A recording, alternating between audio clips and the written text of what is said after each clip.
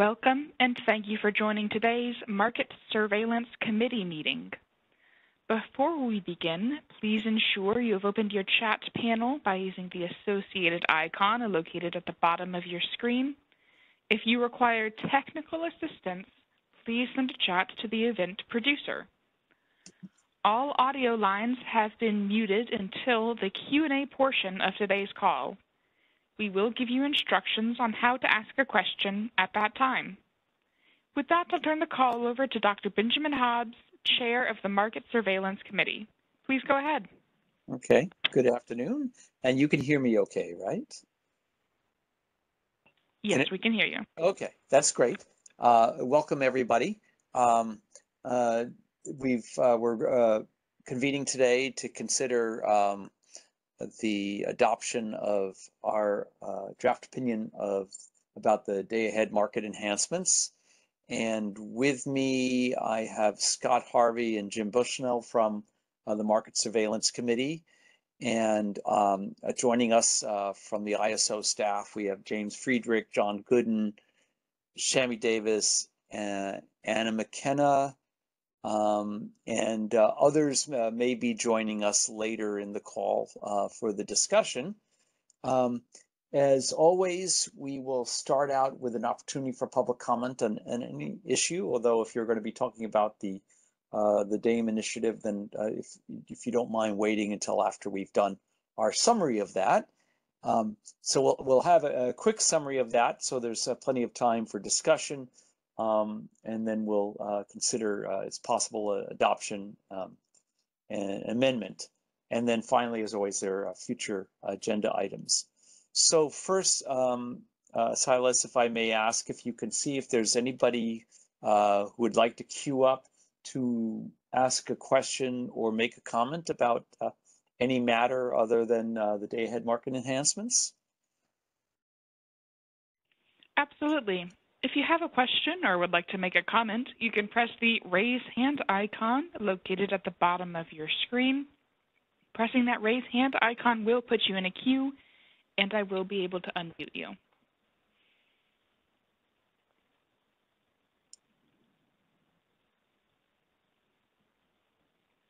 There are no comments or questions in the queue at this time.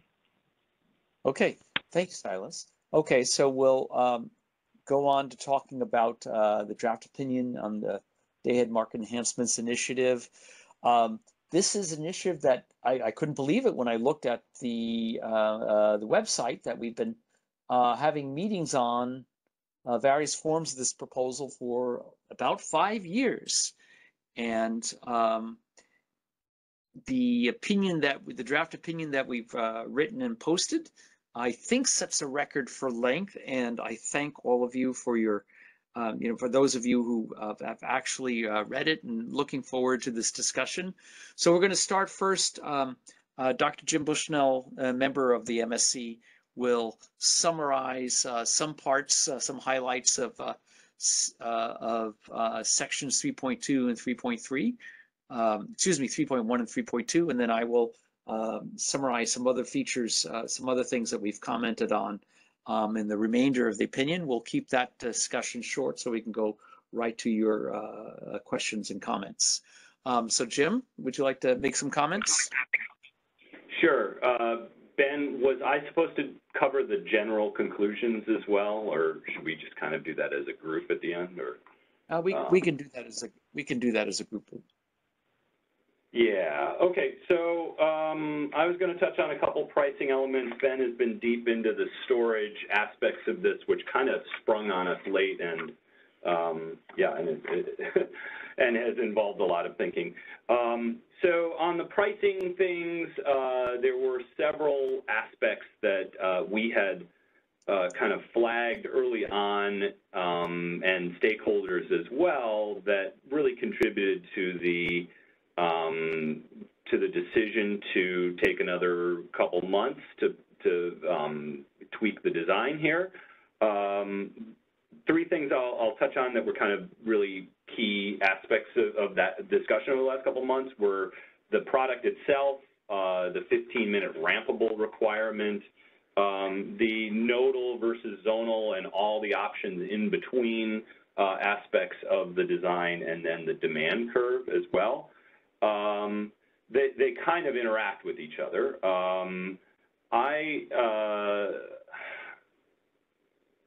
I should work backwards, but I'm going to start with the 30-minute requirement.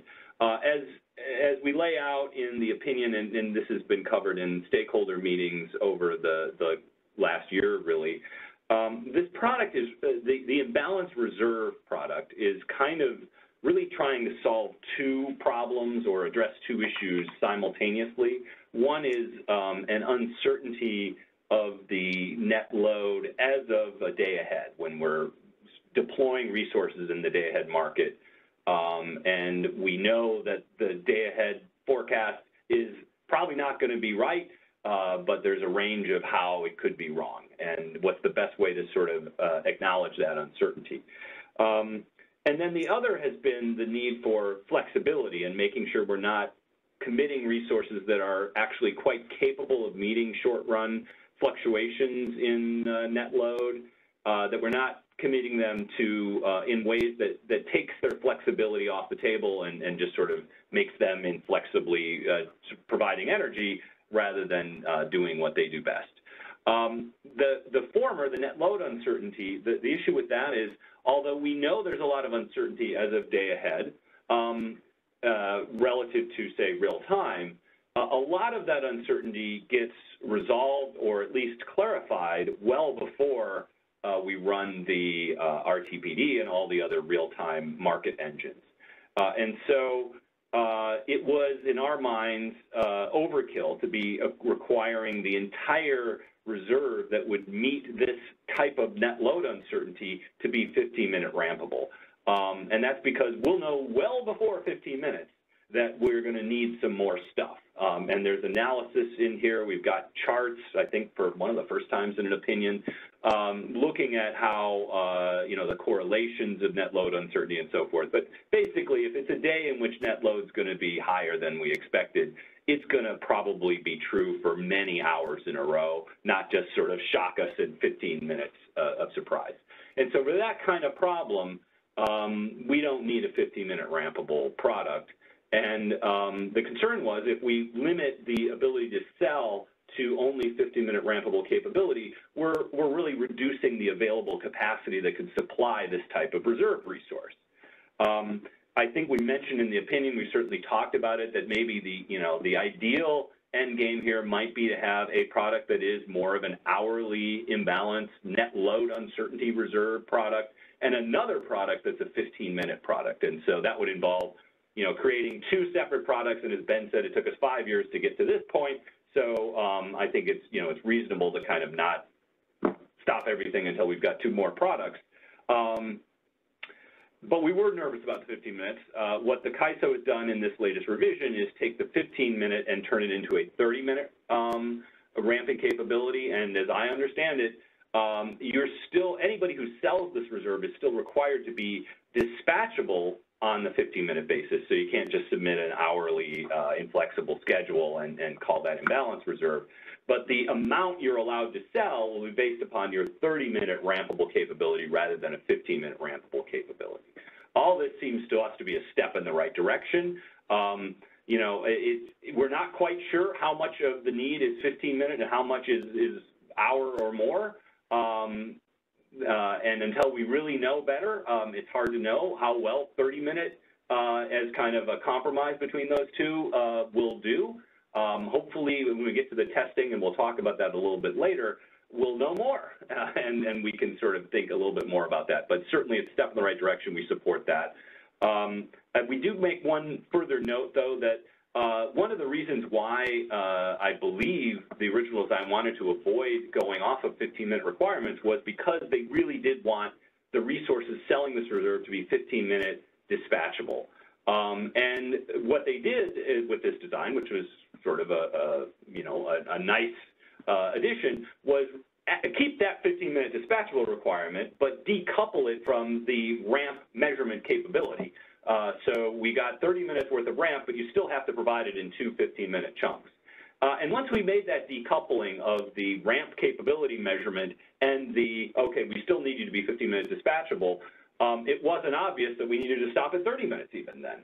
So you could, for example, have a 60-minute ramp capability as the quantity that could be sold, as long as it's made available by a resource that is 15-minute dispatchable, so it can provide that 60-minute ramp in 15-minute chunks.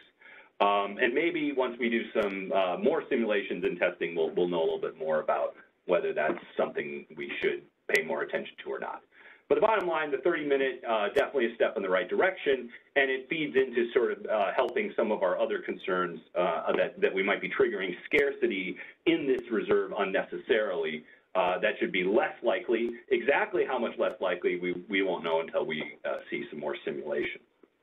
The second and probably the biggest aspect of discussion of the design that's played out over the last couple months was this nodal versus zonal aspect of it. Scott's done extensive sort of taxonomy of all the variations of approaches you could do for this. What the proposals ended up doing is kind of sticking with a nodal design, but noting that there is this capability basically of deactivating constraints. And so there's a variant of this that is basically zonal, where we're deactivating pretty much every intra-zonal constraint. In addition, they introduced this idea of being able to procure some of the stuff without any requirement for meeting the intra-zonal deliverability constraints. And so they can sort of scale the fraction that is being procured with nodal constraints binding and the fraction that is going to not need to comply with those nodal constraints. Again, I think the flexibility of this, the ability to sort of react to what we learn in both the simulation and experience with the market is all very advisable, common sense things. And as we'll get to in a little bit, the demand curve itself is sort of, I think, limits the downside of some of the nodal aspects of the design. One thing I wanted to highlight here, though, is that there is an alternative approach that would have, instead of just saying we're going to deactivate half of the requirement to be nodal, there's a variant here that kind of relaxes the nodal requirement in a different way, and that would be to have a different penalty associated with transmission congestion in the deployment scenarios. These are the scenarios that sort of evaluate where the uncertainty needs are going to be. If we have just a lower transmission penalty associated with that, what would happen is as balanced reserve gets really expensive in some locations, the market would then not buy it in the expensive place, but would buy it someplace else instead. Now, what's going to happen with this is for at least the stuff that needs to be required nodally, when the demand curve sort of says, oh, it's too expensive in this location, the IR just won't be bought at all. And so there is kind of some judgments to sort of think through here about under those circumstances when IR gets really expensive in certain places, is that the right response to just not buy it because it's too expensive, or do we want to have the flexibility to sort of shift where we're buying it, and having a lower transmission congestion penalty associated with the deployment scenarios is one way, an elegant way of trying to have that automatically happen during deployment. Yeah, obviously there's a bunch of issues to work through. If such an approach were adopted, we'd want to know what the appropriate penalty levels were and things associated with how we might tweak them under what conditions and so forth. But I do think I wanted to flag it. It sort of was an appealing option to me and I believe to my colleagues, and so something to maybe circle back to if the current approach to the nodal zonal question ends up raising some issues. And then the third issue, which is kind of, I think, overhangs a lot of the other stuff, is the demand curve. I believe at one of the last MSC meetings I really was concerned with a penalty value of $1,000 on IR, which implies that basically if you aren't buying IR, that it's almost virtually certain, if we don't buy enough IR day ahead, that it's virtually certain we'll have scarcity in real time. And that just doesn't seem to be a valid interpretation of what a shortfall of IR should be. And so it seemed appropriate to have a lower penalty than, what the scarcity value of energy should be on the willingness to buy IR. Eventually, the design has shifted. It has two very kind of dramatically different elements relative to both the original proposal and the revised proposal. First, it's going to have a demand curve that really almost exactly mirrors the one for FlexiRamp, which essentially would start at the high point of 247. It would slope up to 247 based on a sort of an interpretation of the likelihood that the amount of IR we buy is going to be less than the shock to the net load, and is interpreting the cost of that shortfall based upon the same types of shortfall pricing parameters used for FlexiRamp. That, though, is really the slope only that would apply for prices between $0 and $55, because in addition, there's going to be basically this demand curve is going to go flat at $55, meaning that they will just buy less IR when the price hits $55. I recognize that this is kind of this is a big change from what was seen before. I think it's one that's reasonable. One of the things we'll circle back to is that there's a lot that we're not really exactly sure about exactly how this is going to go with this product, and having a guardrails on this makes sense to us. Now, is there an economic theory that says $55 is the optimum? No, but it seems like a reasonable number to start as a cautious maximum for what the willingness to pay for IR should be. And certainly something that could be relaxed, and we talk in the opinion about kind of different conditions under which we might see, that it's reasonable to relax. One would be, if it looks like we're not buying enough IR and the operators are still using a lot of load biasing to basically compensate, then that tells us that we're not getting enough IR and that the prices probably should be allowed to go higher.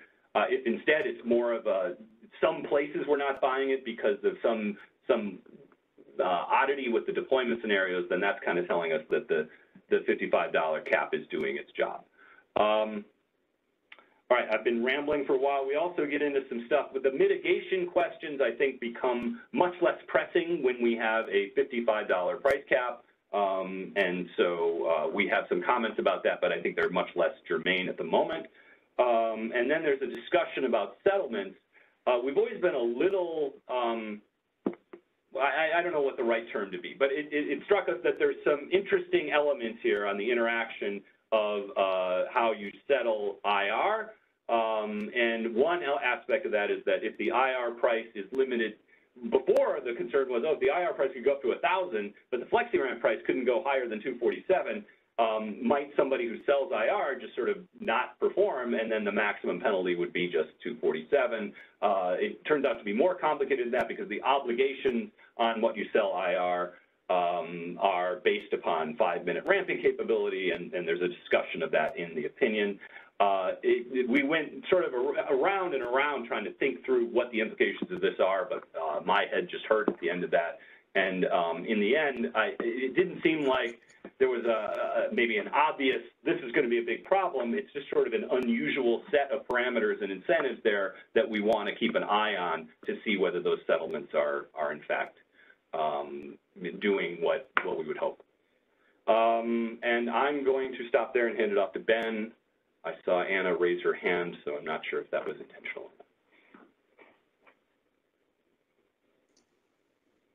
Her hand went back down, Anna. But okay.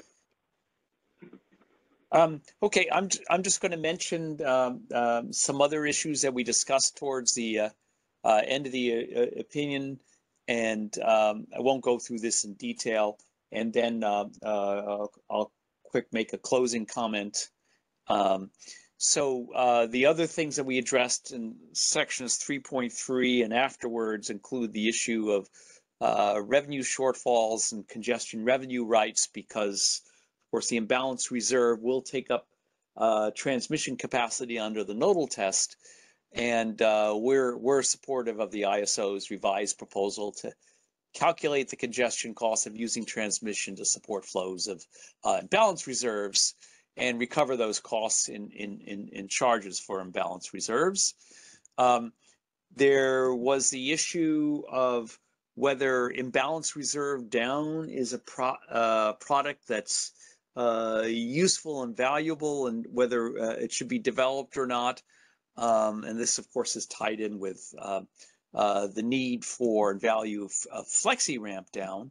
And we felt that the future of higher renewable penetrations and some of the history in the Pacific Northwest, anyway, with competition between hydro and wind resources to produce, indicate that this is a product that will likely have some value in the future.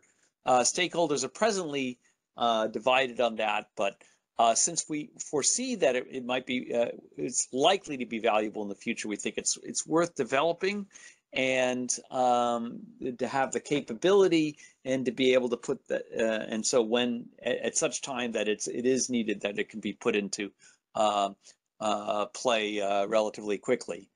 As Jim mentioned, the management of storage resources, their ability to provide reliability, capacity, and imbalance reserves was something that was developed and added fairly late in the process. And in general, we are supportive of the three types of constraints that were defined to limit the amount and timing of balance reserves and reliability capacity that storage can provide. We very much recognize that these are highly approximate. These are deterministic constraints on what is going to be definitely a random stochastic quantities. And as such, whenever you have that, it is a balance of the risk of being too tight versus too loose on them, and for that reason, the ISO is proposing parameterizations that can be adjusted. There are risks, of course, of getting the parameters very much wrong. There are also risks that that the parameters will be based on more average conditions or more typical use, rather than in the extreme conditions when the imbalance reserves are very valuable, because those conditions may occur relatively infrequently and be subject to sample error. But short of actually implementing multiple scenarios of storage deployment, approaching a stochastic programming type of a market, that is not something that's going to happen anytime in the near future. I think this is the best that can be done, and so that's why the parameterization and the testing and revision of those parameters is going to be very important. Regarding stakeholder suggestions that the parameters of these constraints be tuned on a nodal or plant-by-plant basis, that will take a great deal of staff time, and there's a danger of overfitting, that is, of having a handful of instances really drive the values of those parameters, and that having just a handful of instances means it's going to be subject to a lot of sample error and noise.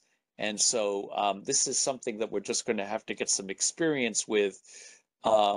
And it's going to be important to be sensitive to the possibility that the parameters that are important, that are relevant to the times when the product is most valuable, are different than the parameters that would be appropriate if you just sort of average overall conditions. In section 3.6, we talked about the allocation of imbalance reserve costs, and although the Market Surveillance Committee doesn't tend to give full-throated endorsements of socialization of these sorts of costs, in this case we do believe that socialization is appropriate for several reasons. In part because the allocations would be somewhat arbitrary, and also the balance, the value of this product is going to be realized across the EDAM footprint. So we believe that a socialization procedure at this point is appropriate because of its simplicity and because there isn't a strong basis for assigning it on a causal based on causality. Our last section talks about testing and evaluation. Because of all the parameterizations and the lack of relevant experience, the California ISO is bravely going where no other ISO has gone before on a number of these things. So things like nodal delivery tests for the product is something that other ISOs don't have experience with, and we've only had a small amount of experience with FlexiRamp nodal delivery. So there's a lot to be learned, and we have suggestions for a basket of 8 metrics that should be monitored and be used to tune the system over time. I realize that many commenters on the proposal thought that more time should be taken for testing these and for trying to pin down the values of these things a bit more. But we felt that that actual experience is going to be the best source of information, and so that's the reason, for example, that we are supportive of the $55 cap, so things don't get too out of hand in case surprising things happen, and then as we get experience and confidence, the parameters and the caps can be adjusted. So to conclude, there are many new designed elements in the day-ahead market enhancements and the combined EDAM and DAME initiative. And there are no doubt going to be many surprises, unknowns that we will encounter. So, and that testing can only give at best an incomplete view of. So we think that that a cautious proceeding towards implementation with careful testing as it go along is a reasonable way to proceed, and that with the guardrails that are set up, for example, the $55 limit, that if there are surprises, that the cost won't be too large.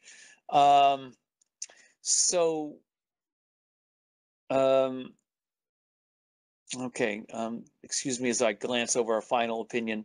The likelihood that EDAM is going to start off with just a small set of balancing areas, I think, will be helpful in gaining experience, and I hope experience that will bolster confidence in the system and entice other people to join EDAM.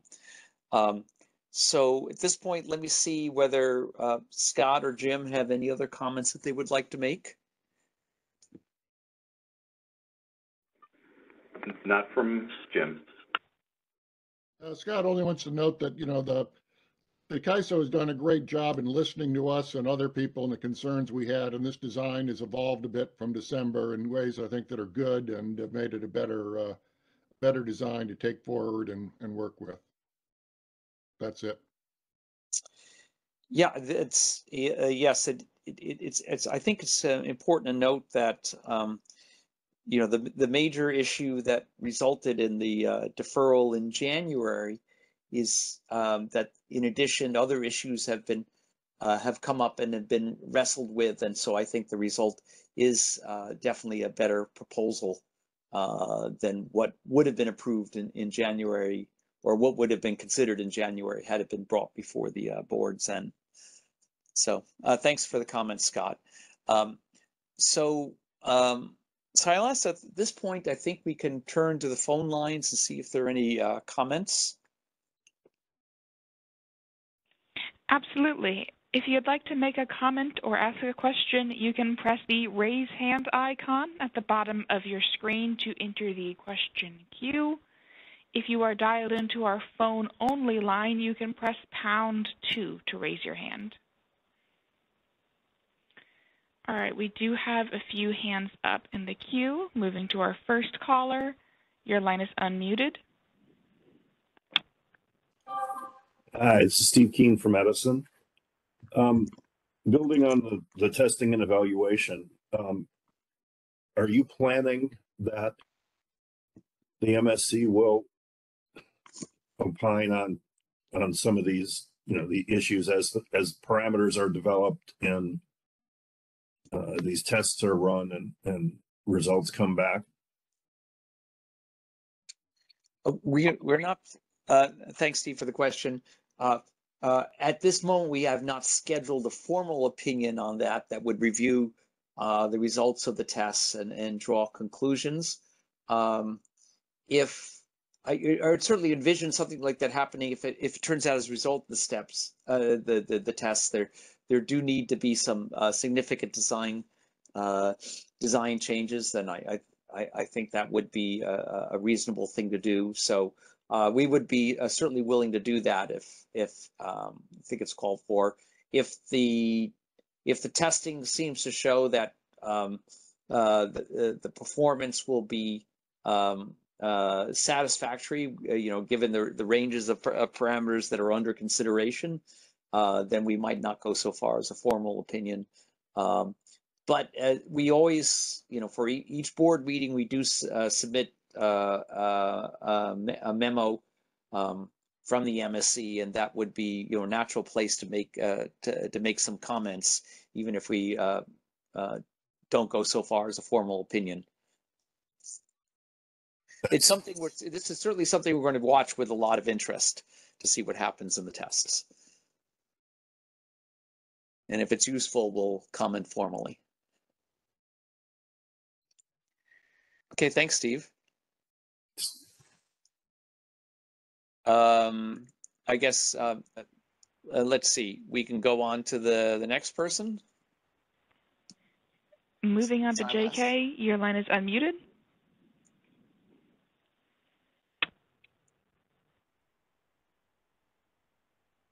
Can you hear me? JK, your line is unmuted. You might be muted on your end. I think we could hear you. Okay, awesome. Okay, yeah, I have a question about the settlement. I really appreciate your opinions on that aspect and the discussion of the different demand curve caps for the imbalance reserve in FRP. So PGE opposes the deviation settlement from the beginning because we believe there are several reasons. First of all, the settling the imbalance reserve and FRP are not on an equal basis. Imbalance reserve require bids, flexible ramping products does not, especially considering the recent changes. When the imbalance reserve is changed to a 30-minute ramp product and the FRP is still remaining a 15-minute ramp requirement, we believe they have different qualities and therefore associated with different values. So we want to hear your opinion on that aspect. And if not using a deviation settlement, do you have any opinion to address how to settle in the payment issue? What do you think is a proper way? Okay. Thanks, JK. So there are all sorts of reasons why there might be inconsistencies, not only in terms of the duration of the product, but the caps that they're subject to, and the fact that one is bid and one isn't, and that the amounts that are being acquired are very different. The imbalance reserve is serving a couple of purposes, only one of which is to reserve capacity that will be used for FRP. So in my opinion, there wasn't a clean way to make them consistent such that we would have the same price caps and the same price formation mechanisms because of all these differences, and that experience is something that is going to be, simulations and experience are going to be very important in making adjustments to these. Jim or Scott, would you like to comment on the issue that JK raises? I think it's very important to have a settlement for imbalances so that people aren't selling product and then not providing it and having no consequences. So it's a good feature that the CAISO is attempting to provide settlement for imbalances for RUC that is cleared and not offered, and for imbalance reserves that is cleared and then not available in real time. As we note in the opinion, there are some challenges in fully accounting for that. So there's only a partial imbalance settlement. It could be improved, but a settlement of imbalances for either RUC or imbalance reserves that are sold but not provided is important. Just like we need to have settlement, imbalances for energy that's cleared and not provided. And it's an area where, over time, as we gain experience and evolve these products, we may be able to do a better job. But I think the better job means more complete settlement of imbalances, not less settlement of imbalances. That's a great comment, Scott. Thanks very much for sharing your opinion. And we do believe, must offer obligations and penalty for those who does not submit in addition to no pay is needed. But, whether to associate this settlement with the FRP, have been concerning us a lot, especially, also visually give the change of the different demand curve caps, because we know the deviation settlement is essentially to incentivize bids for forward transactions to, for example, when you have the energy deviation settlement, is to, encourage people to transact in a day-ahead market and to lock the price. Now, given that difference, we're really worried whether there will be incentives for people to bid for imbalance reserve, and especially PG&E as a California utility, we notice difference of the structure between California and other BAs because we have an RA. We have the RA has a must offer obligation for imbalance reserve, while the others does not have that. So given that the incentives is really undermined, knowing the price cap difference, the demand curve cap difference between the two products, while we're kind of, in this deal and have to submit bid for imbalance reserve, it put us in the economic disadvantage and probably could be in the reliability disadvantage too. So for the deviation settlement, we have a lot of concerns. I mean, I think, as we say in the opinion, we think it's going to be not very likely that we're going to hit the $55 cap that often. You can look at the prices of products like 30-minute reserves that are optimized in the East, and you don't get a lot of day-ahead market prices above $55. And there's no consequence if you are able to provide the imbalance reserves you contracted for. And yeah, but the thing is, you potentially can have a higher payment in real time, right? Because FRP is capped at 247. Right. Well, we don't want to have resources offering that can't provide it. And if resources know they can't provide it, then they should offer higher in the day-ahead market so they aren't scheduled.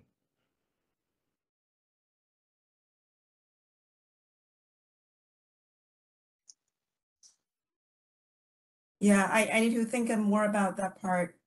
I mean, we don't want resources to be scheduled to provide balanced reserves that then when they get to real time, it's going to be like the Lucy cartoon and they're going to put the football away and we won't have it. So those people that are unreliable resources either should not be offering it at all or should be offering it at a high price that reflects the penalties they incur, but preferably probably wouldn't be offering it at all if they're that unreliable. But if they're that unreliable, they're unreliable in the energy market too. So So if a resource knows that, let's say if it is awarded 10 megawatt of the imbalance reserve in the day-ahead market, and it is awarded the same month, I guess the thing is your payment of the imbalance reserve under deviation settlement depends on your awards of FRP in real time. Is that understanding correct? I'm sorry, I'm not following the question. Ben, do you understand? So you're asking whether, so if you're providing IR day ahead, then the settlement and the calculation of imbalance for that IR depends on whether you're providing the FRP in real time. Not just the providing, but awarded, right? So if you receive, yeah. I'm sorry, I couldn't understand. Not just providing, but what? Received awards for FRP. Awarded for FRP? Well, the real-time dispatch will be optimizing that 5-minute ramp between FRP and energy. You'd only be dispatched for energy if it was more profitable than being scheduled for FRP. So there isn't a Yeah, but the thing is, if you don't receive any awards of FRP and only receive awards of imbalance reserve in the day-ahead market, do you still have payment?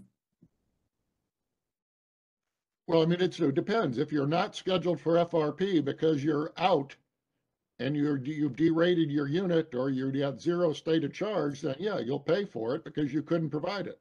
I mean, that's what we want, and it'll incent people to be available, and just like if people don't provide their day-ahead market energy schedule, they got to settle the imbalance. The thing is, if they actually offer into the market did not select them, they also don't receive any payments. Well, but they're in real time, the FRU offer price is zero. So you're going to be, if you offer, you're going to be scheduled for the FRU unless you're dispatched for energy, and you'd only be dispatched for energy instead of FRU if the price of energy was even higher than the opportunity cost of FRU. So there's no loss if you're dispatched for energy, but there is a loss if you don't offer it. Right. I agree with that part. It's just you don't have the imbalance reserve payment for the imbalance. You don't have the imbalance reserve payment in real time if you're not awarded any FRP, right? I agree with the part that if you're dispatched for energy, you will still have the energy revenue. And if you're available in real time and not loaded, you'd be scheduled for the FRU. I don't understand why you wouldn't be unless the only reason you wouldn't be is if you've derated yourself because you can't provide it. Or is the situation where there's just excess FRU and so you're not needed? But then the price is zero, so you pay an imbalance price of zero, which isn't going to hurt anybody. Mm-hmm. Yeah, but then the thing is, you will not receive any of the payments, right? So I guess one part of that is unfair for the imbalance reserve bidders is that their final payments of imbalance reserve depends on whether you get the payment from FRU. No. As we It is said, a deviation they'll be scheduled for FRU if they're available, so there's no imbalance. If they're available, there's no imbalance. So unless it's clearing at zero and we have thousands of extra megawatts, and then there's settling an imbalance at a price of zero is no consequence. So I don't see the issue.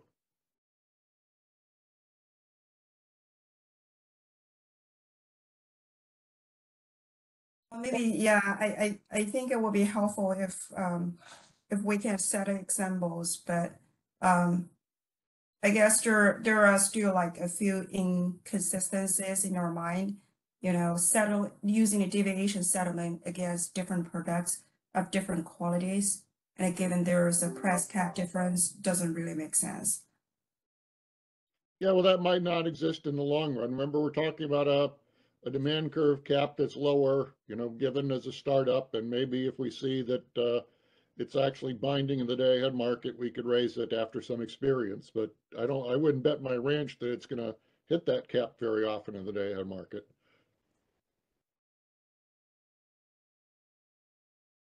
I agree with you that both of them hitting the cap is unlikely, but still, you know, there's a difference.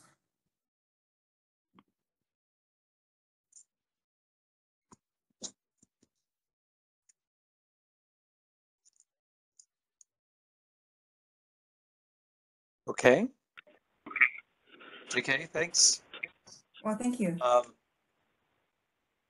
Okay, let's see, anybody else queued up? As a reminder to attendees, if you'd like to ask a question, you can press the raise hand icon on WebEx at the bottom of your screen, or on our phone-only line, you can press #2.